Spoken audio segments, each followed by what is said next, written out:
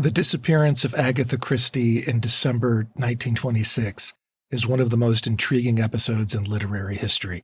On the night of December 3rd, after an argument with her husband Archie, Christie vanished for 11 days, prompting a nationwide search.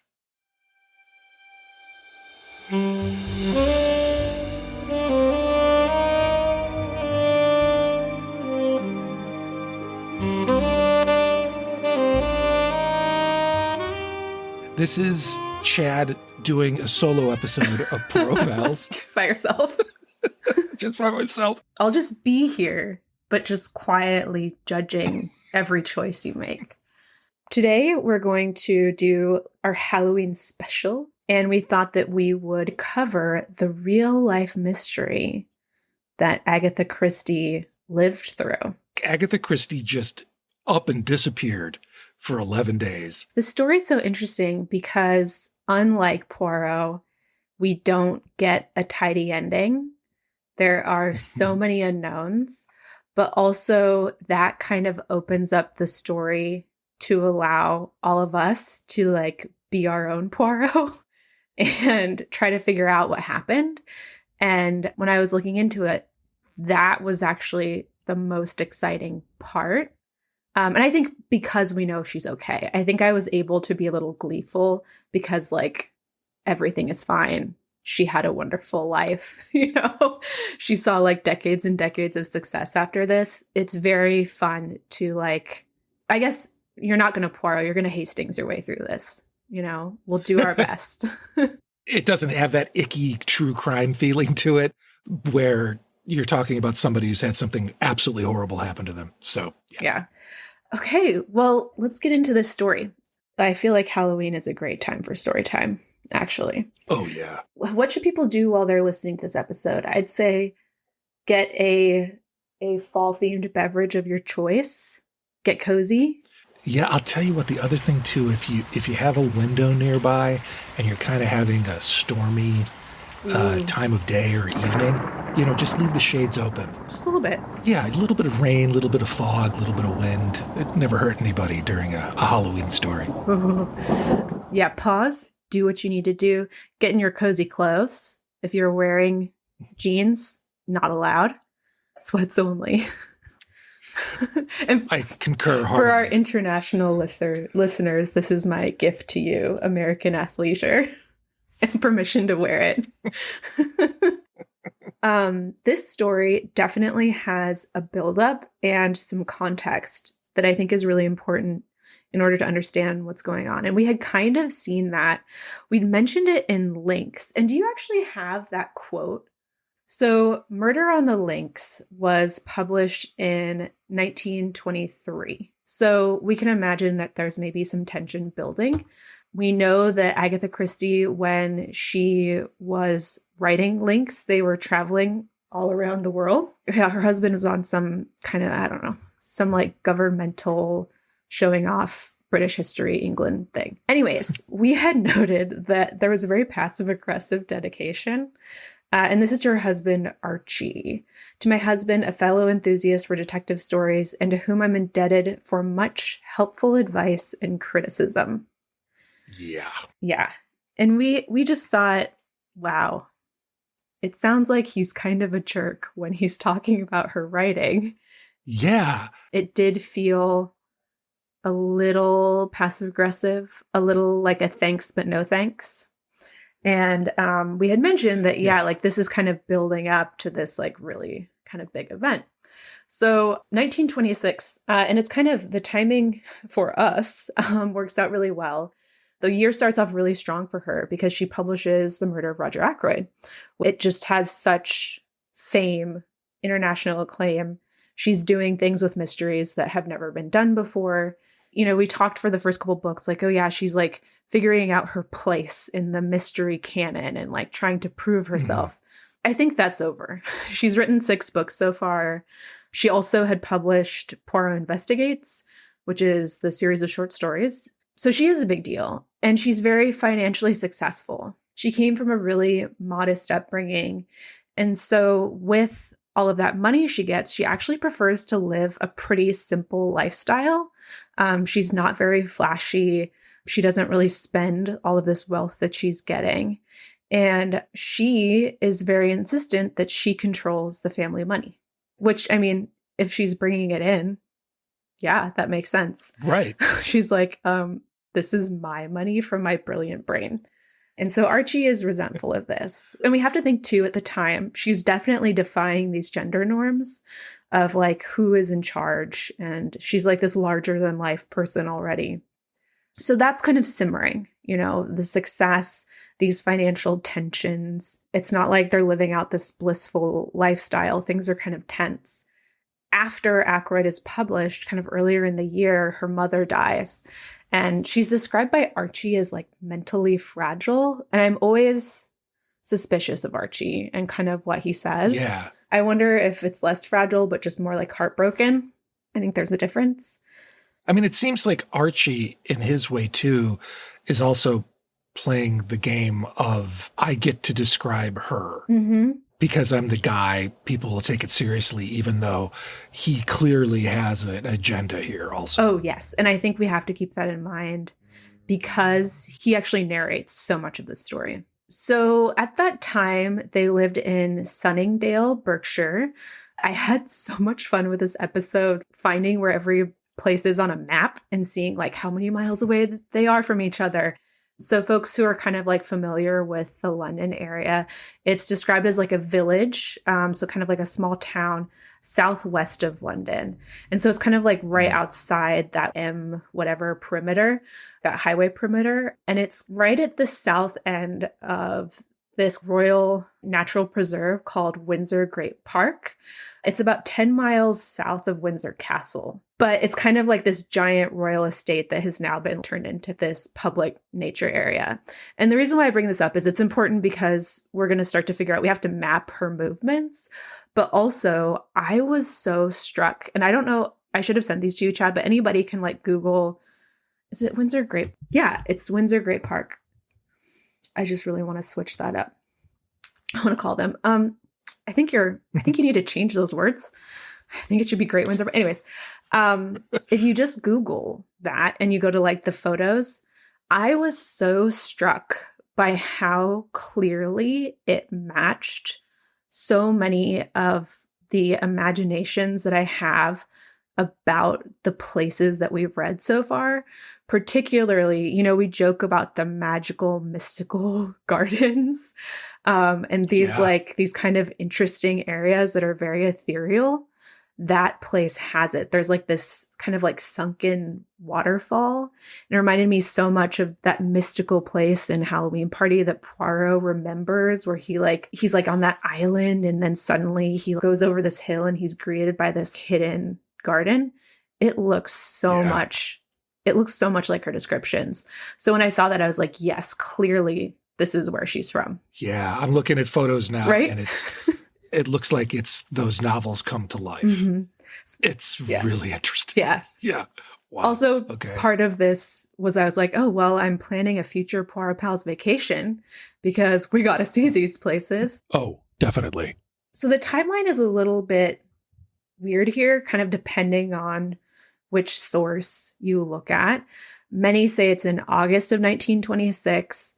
She spent kind of a good part of the middle of that year pretty bereft. She learns that her husband, Archie, has been having an affair with his 25-year-old secretary named Nancy Neele. Some sources say that he tells Agatha this news after he comes back from a trip that he was on while her mother died. Part of me is like, he went on a 4 months long trip, but I guess like, you know, if he was traveling internationally a lot, kind of on behalf of the British government and the crown, maybe that's possible. But either way, he's gone, comes back, and is like, BTW, not only has your mother died, but I've been cheating on you. It seems so terrible now, but I can't help but think that he was thinking, this is just the way things go back then. I was no doubt traveling with his 25-year-old secretary, Nancy Neele. And so, matter-of-factly, in the very British way, your mother has passed, and also I'm having an affair with my secretary. Yeah. It's horrifying, but I can almost hear it just being like, okay, so what do we do now? Yeah. It's like, wow. Yeah. So I can only imagine what's going on, what she's feeling, the combination of events that are hitting her all at once. I mean, talk about high highs and low lows. They're all just, it's all happening. They moved to Sunningdale during this time. I don't know where they were before. And that's where they moved to that house that they named Styles. And they live there the entire time together. And they're doing this again for their daughter. But the whole time, Archie is seeing Nancy in a not a very discreet way. I can only imagine the simmering resentment. Yeah. And also what that would do to your self-esteem. Mm-hmm. I wish I could think of her as being like, hey, I'm bringing in the money here and I'm doing all this stuff and you're doing that. But he's the one who asks for a divorce, right? And so she doesn't grant it to him. Yeah. It's like she wants to save the marriage. Yeah. Which is really sad. Really, really sad. I have some theories about this too. I think there might be more going on there as well. More incentives for this. But yeah, for whatever reason, she wants to keep things going. On Friday, December 3rd, Agatha Christie and Archie get into a fight. Some people call it a domestic dispute.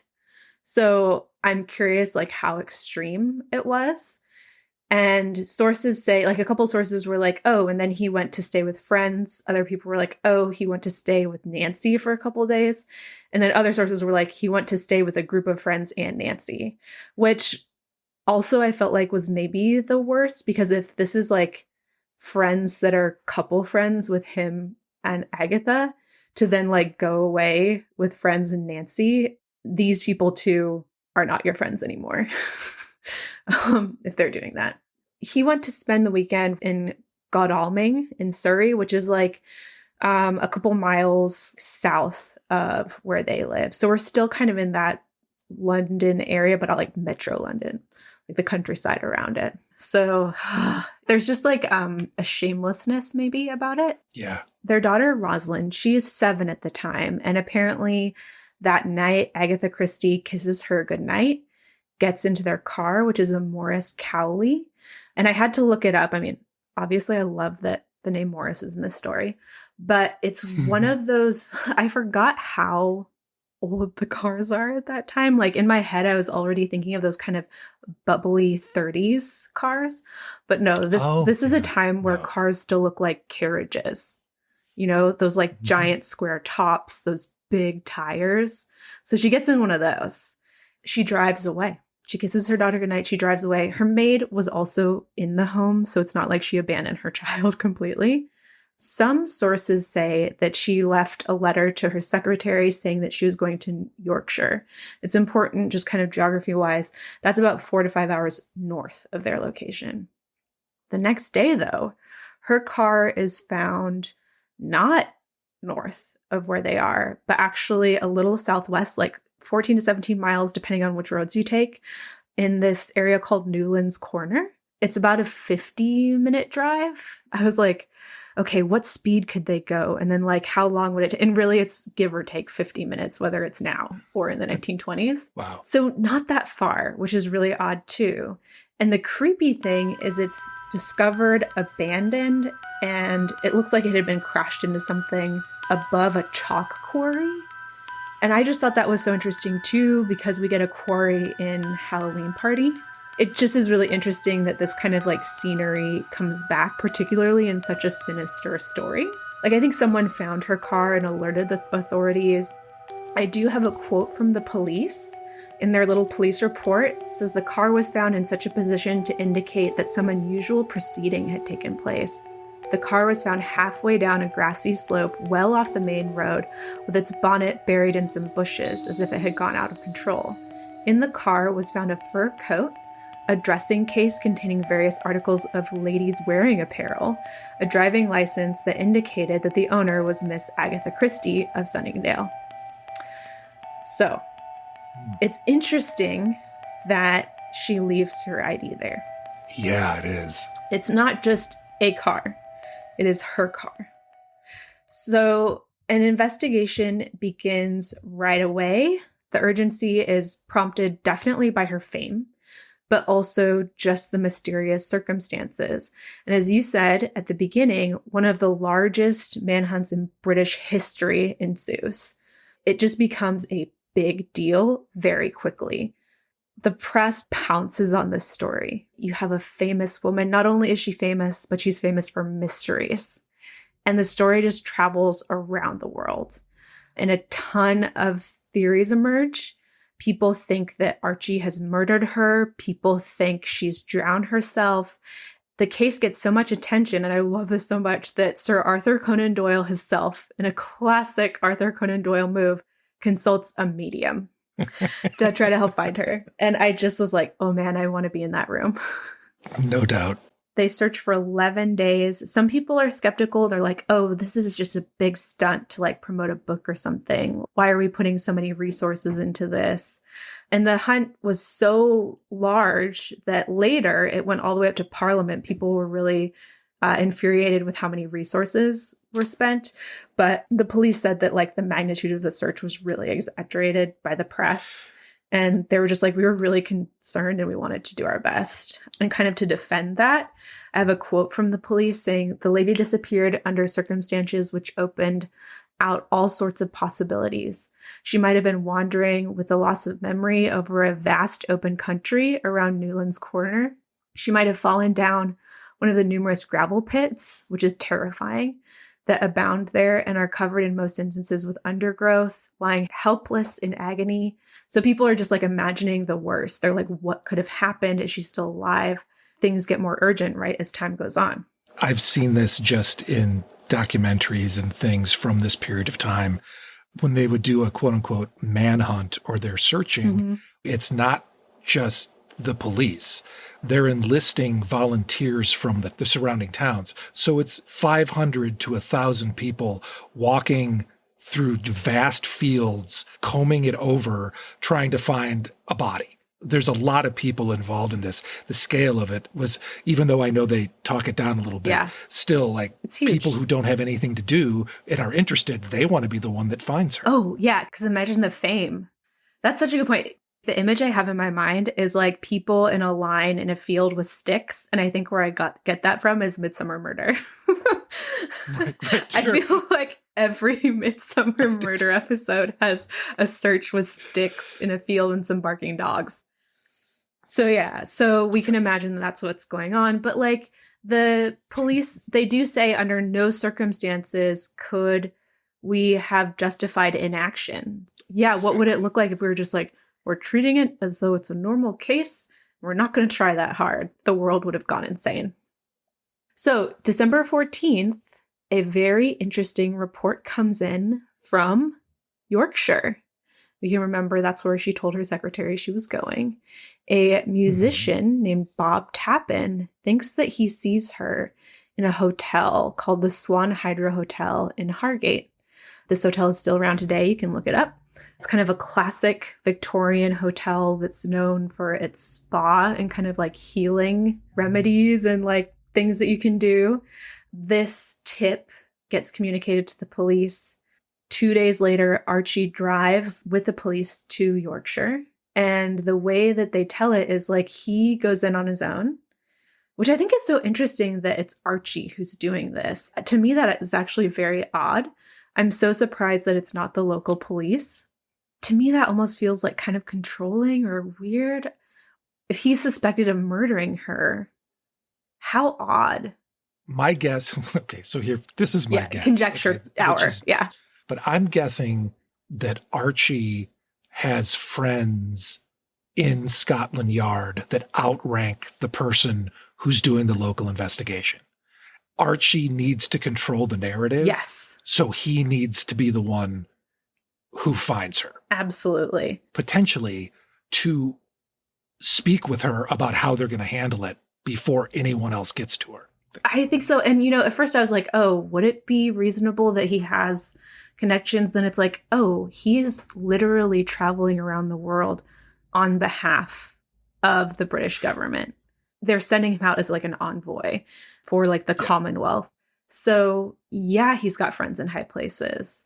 He goes into the hotel restaurant and he sits at a table and kind of waits. And then he sees her walk in.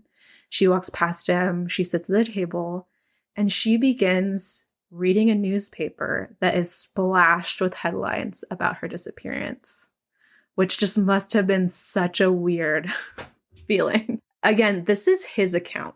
So he says that when he approaches her, she acts confused, like she doesn't recognize him. He's the one who's always said this, and he makes a public statement on December 15th, so the day after, saying, "She has suffered from the most complete loss of memory, and I do not think she knows who she is. She does not know me. She does not know where she is. I am hoping that rest and quiet will restore her, and I'm hoping to take her to London tomorrow to see a doctor and specialist."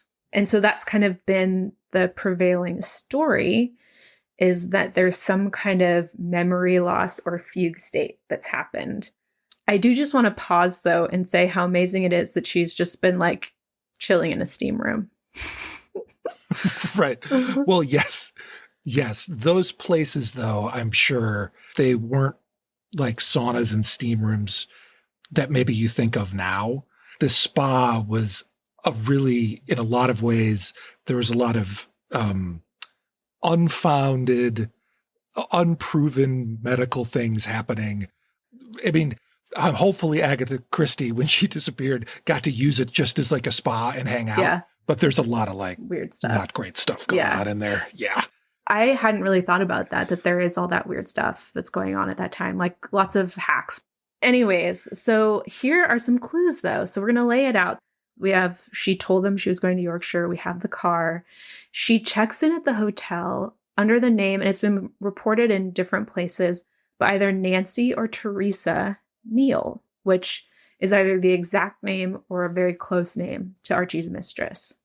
She said she was from Cape Town, which is interesting, but also we have to remember that that's where she had visited when she was writing Murder on the Links. That's also a city that has captured her imagination. Like, I'm thinking The Man in the Brown Suit all goes down there. So it's like clearly an important place to her. Reports of her at the time say that she seemed like she was having a really good time there. People who saw her at the hotel, she was like playing cards with people. She like seemed really normal and just doing really great. So we're going to get into some theories now. And I found this really great article from the Scientific American, and it's actually their Italian version. So the authors are Stefano De Vito and Sergio Della Sala, but I guess they translate their articles and then publish them in English. So anyways, so if you're like, I don't remember this article, I'm a subscriber, it's because it's from the Italian version. There are all these theories. Like, some people, they call it like a fugue state that was set off by trauma or depression. Some people think, oh, she has partial amnesia. She forgot her identity, but she knows how to go to the hotel. And maybe the name Neele like stuck in her head, and other parts of her were fine. And this is a quote from the article. Eyewitnesses reported she had no trouble playing cards with other guests in the hotel lobby and even dancing. This means her procedural memory, which enables people to perform actions such as dancing or psyching automatically, was apparently unaffected. So she definitely has control of some of what she's doing. Right. And actually, these authors point out that like it doesn't quite meet that amnesia theory. I was like, oh, I'm going to go through every single type of amnesia and talk about how it matches it or it doesn't. And then I was like, I have no idea what they're saying. So I'll just give you a little bit. Short-term memory lapses, such as transient global amnesia lasting no more than 24 hours, are known to occur. Although affected persons may be attentive and awake, their access to previously acquired memories may be disturbed. This is called retrograde amnesia.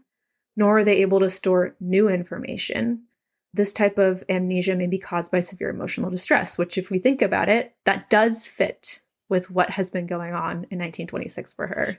Her mother, yes, her husband, repeatedly like living every day with her husband and his infidelity, the tensions with her finances. Here's the thing. With this type of amnesia, they always retain knowledge of who they are and of those whom they are close to. So they don't think that she experiences kind of like retrograde amnesia. It's super interesting, the types of amnesia that they talk about. And they conclude that like feigning amnesia from which they say she suffered is much more difficult than it might appear. Most people have no idea what symptoms they should display, and a simple test of episodic, semantic, and procedural memory would quickly diagnose fakery. Okay. But I do want to remind us, she's not the random layperson. She has won awards for how scientifically and medically accurate her books are. And she's also seen people who experience severe trauma, particularly trauma from World War I, when she was a nurse. So she does have a certain amount of knowledge and access to medical information that other people might not. So that's kind of the amnesia story. And it's not, I think the closest that it could be is, it's called like a dissociative fugue state, which is triggered by heightened emotions. And there is, in that fugue state, people do have the desire to flee. Apparently, they have the desire to like get away. So that is common. Let's go through some more theories. Other people think that this was a ruse, that she knew exactly what she was doing. And this was made to embarrass Archie and generally make sure he's really stressed out and has a really bad time. This is backed up by journalist Jared Cade, who does say, and I'm curious to hear what his sources are, that years later she admitted to Archie that it was a hoax. And this is backed up by another journalist, but the caveat is this other journalist who supports him is from the Daily Mail, which is a tabloid. So it's like, okay. I do think it's really funny, though, that kind of going along with Archie's experience of stress, the police, after they get all this flack for like putting all these resources into the search, they asked Archie to cover the expenses. He flatly refuses. That's great. So Godalming, where Archie and Nancy were, was only about 8 miles away from where her car was found. So I do wonder if she is drawing attention to like where her husband is. I was curious about motive, and I was very curious about, as we had talked about earlier, Archie asking for a divorce. And I'm curious about the money. I'm curious about how much of her money would Archie get if they divorced. Interesting. And so I did look up divorce law from the 1920s. And according to the Cambridge Family Law Practice in their blog, The History of Divorce, divorce was changing around like 1923. The Matrimonial Causes Act put men and women, and I'm quoting here, on equal footing for the first time. So either spouse could petition divorce, but only on the basis of their spouse's adultery. Here's this thing too, is like Archie asks for a divorce. I don't know if he can get it unless she's cheating on him. I'm not sure. Right. So I have two options. Are they colluding here? I don't know. That's a huge public embarrassment though for Archie to like just admit that he is cheating. But I do wonder if his cheating and his adultery is exposed, if that changes where the assets go. Let's say the night that they have the domesticated dispute, let's say he's saying, I want a divorce. And then they get to a discussion about how it would have to happen, given the information that you just found and looked up, which is amazing. It would have to be then that she was divorcing him, right? I think so. Because she's not committing adultery. So I wonder if he's saying, you can do that. You go ahead and divorce me. We'll just be divorced then. What that would do with the money. I mean, I would imagine that would take her off the hook of having to pay anything to him. Yeah, that's what I wonder, is that if his adultery is exposed in this really public way, everybody in the world now knows that he has wronged her. And so I think that makes his case in divorce court so much more difficult to argue that he gets some of her assets. And this could also explain the weirdness of him potentially pulling strings to be the person that goes and talks to her. Yeah. Finds her first, no doubt says, potentially, I won't say no doubt, potentially says, listen, you got to have a memory loss. You have amnesia. That's the thing. I'll give you everything. Just say this. Yeah. I don't know. So it's very in the weeds. And I'm sure there are people who are like, I am a expert in historical British law and are like screaming at me, but we would love to know if that's plausible. You can see their divorce papers online, but it's in this like handwriting that is very difficult for me to read. And so I just looked at it and was like, ugh. So I might go back and look at it with some more detail. And that's in an article that we'll put in the show notes. The National Archives has some really interesting stuff. They have like their marriage certificate, the police report of her being missing, the divorce papers. You can see all of that there.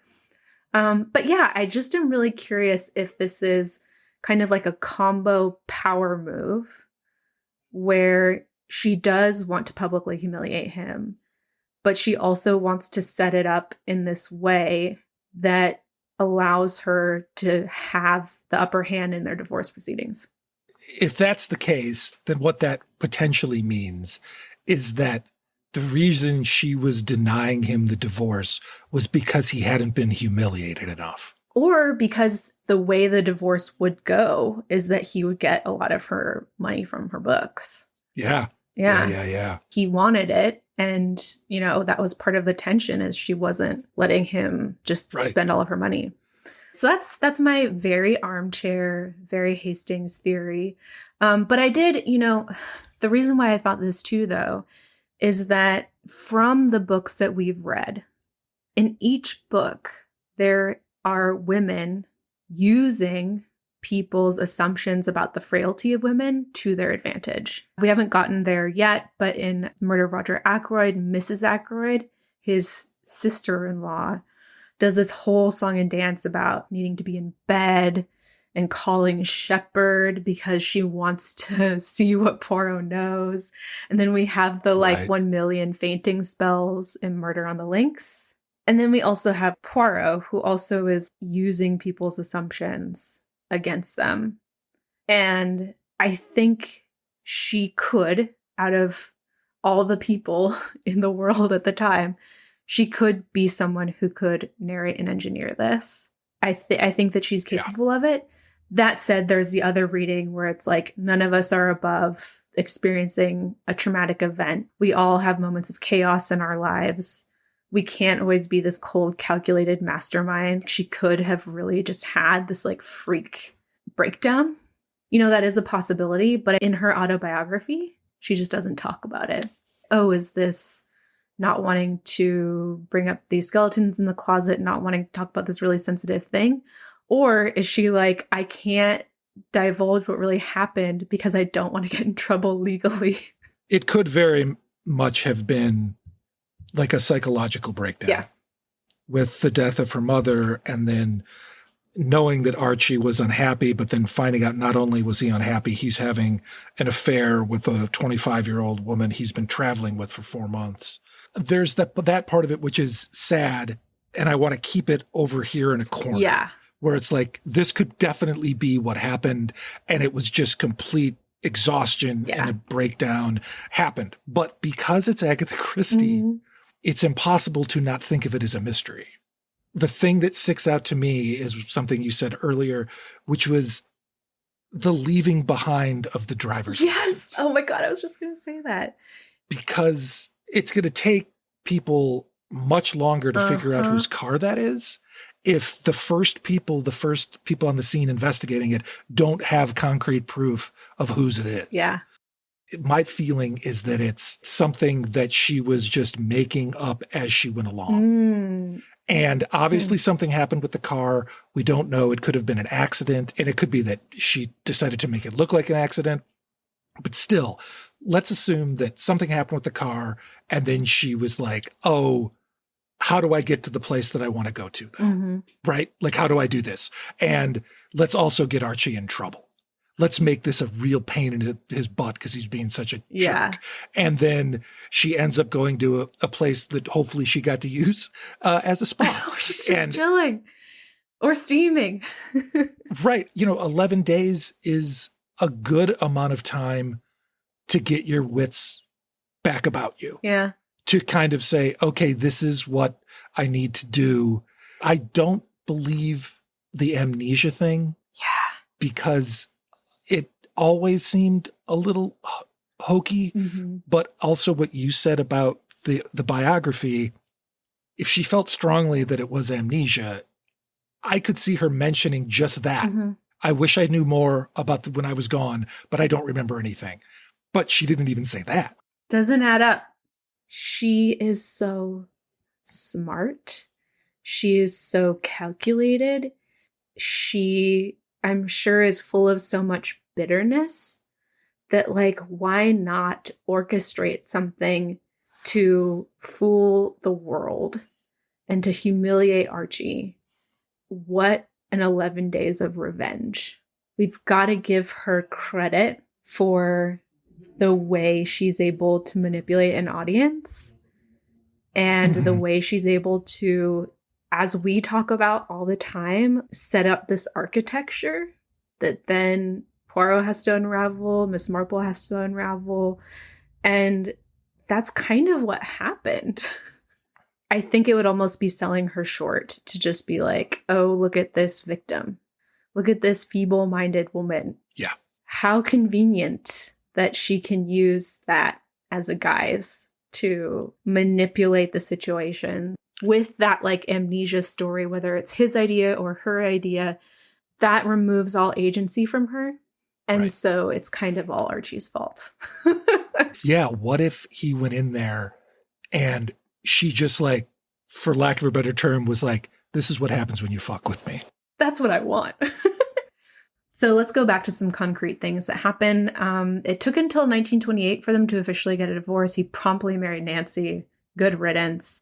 In some good news, a couple years later, and so in 1930, so not too long after, she is on an archaeological dig in Iraq, and she meets a handsome, dashing, he's definitely like a Silver Daddy kind of vibe, archaeologist named Sir Max Malawan. And so they end up just like totally happy. Like, maybe we can post, there's some really cute pictures of them online in their later years, just looking so thrilled to be together and just looking so happy. He takes her on a lot of archaeological digs. That's why I think we get Poirot in, I think it's like a Murder in Mesopotamia. We get a lot of the Middle East. And it's not just Poirot, like she has some espionage books that take place in the Middle East and kind of that Northern Africa area. And so they end up traveling together. His work ends up influencing her writing, but on her own terms, where she's just inspired by it. For all intents and purposes, it sounds like they were very happy together. That's wonderful. So yeah, her life does improve significantly after this. But I am really interested in, and this kind of leads us to where we're headed next, because, and I'm just going to put this in the universe and we're going to do it. But we're going to look at Poirot's Christmas next, which is a dark and very bloody book. It is not your typical Christmas story.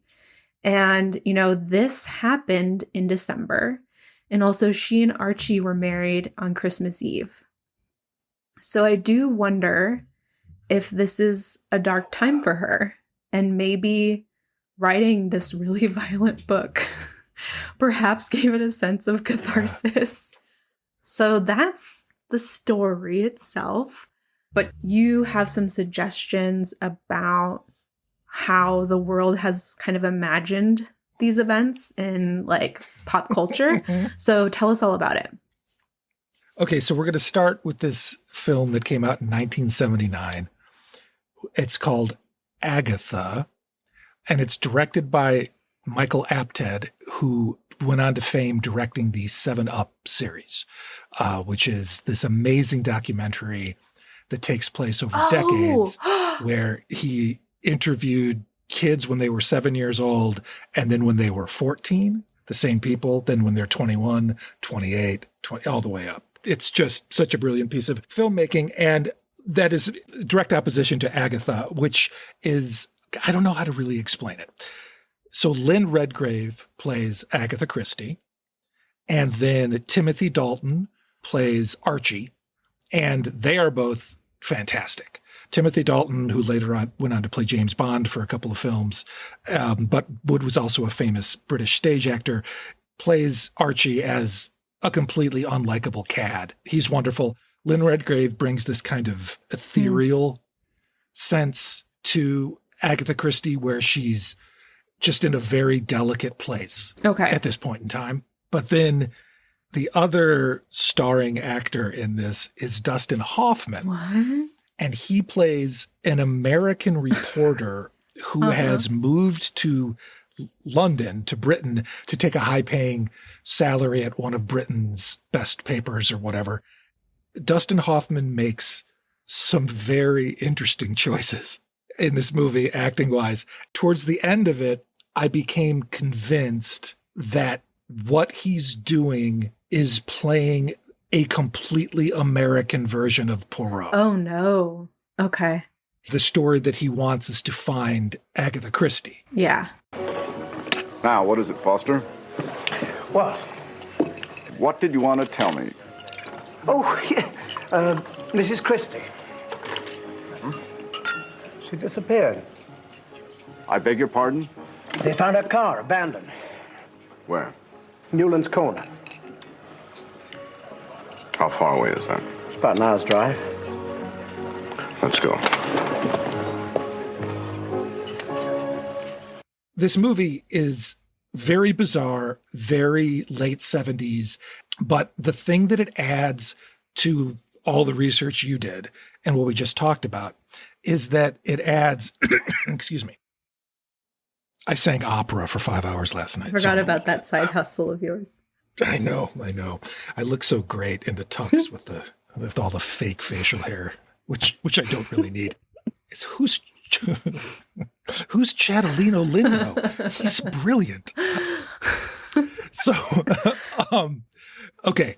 And the thing that it adds to all of the facts that we know is that Agatha Christie is given the information that there's a rumor that, what's the name of the woman? Nancy Neele? That Nancy Neele is going to this spa in Yorkshire to lose weight. Oh, okay. It's a weird fucking movie. I'll make sure to put in I'm giving away everything before, just in case there are people who are like, I've got to watch the 1979 movie Agatha. I've got to. There's like two of them out there. Right. There's a couple. The other one, kind of to give an idea of the scope of this mystery is, and how important it is, I think especially for British people, is there is a episode in season 4 of Doctor Who, which is called The Unicorn and the Wasp. It's basically a love letter to Agatha Christie. That's awesome. The Doctor and his companion Donna end up at this party, this British party, and one of the guests is Agatha Christie. And then they put together the fact that this is the night before she disappears. Now, my lady, what about this special guest you promised us? Here she is, a lady who needs no introduction. No, please don't. Thank you, Lady Edison. There's no need. Agatha Christie. What about her? That's me. No. You're kidding. Agatha Christie. I was just talking about you the other day. I said, I bet she's brilliant. I'm the Doctor, this is Donna. Oh, I love your stuff. What a mind. You fool me every time. Well, almost every time. Well, once or twice. Well, once, but it was a good one. You make a rather unusual couple. Oh, no, Yeah, we're not a we're couple. not married. Well, obviously not. No wedding ring. Oh, you don't miss a trick. I'd stay that way if I were you. The thrill is in the chase, never in the capture. But I do think it's really interesting that this mystery, it's a part of plots of so many little TV shows and movies and things. It's really impressive. People can keep retelling the story because we don't have an answer. And now, we don't have those people anymore. So I feel like the mystery will never be solved. Unless they find a really cool journal or something. Oh, I know. Wouldn't that be amazing? Like a diary or something? She's like, here's my diabolical plan. Yes, it's launched in October of 26. Yes. This is what I'm going to do. Mm-hmm. Oh, my God. Because I feel like we've also been in book mode for so long. We haven't done a pre-read in a while, so we haven't checked in with Agatha Christie and Right. what's going on in her life. And it will be so interesting. Actually, and this kind of, we're gonna do Christmas or like holiday special, and then we'll kind of pick back up with the chronological order. And Big Four is a weird, silly book that she hates, we hate it, but we're gonna love-hate it together. But you can imagine this came out pretty quickly after this whole incident. No wonder it's kind of all over the place. Yeah. She's kind of had a lot going on. And so it'll be really interesting to read the Big Four with this in the rearview mirror, for sure. We want to hear what other people think. What do you think? Were you like screaming at us? If you were screaming at us, was it in like a really impressive British accent? That would be cool. I wouldn't mind that at all. Okay, well, wishing you spookiness, but in a way that is mostly pleasant and cozy. Yes. Have a wonderfully safe Halloween, Yes. full of spookiness. And if you have to manipulate a complete jerk in your life, do it. Yeah. Get that ultimate revenge while you're blissed out at a spa retreat. That's exactly right. While an entire country freaks the fuck out. Okay. Bye. Bye.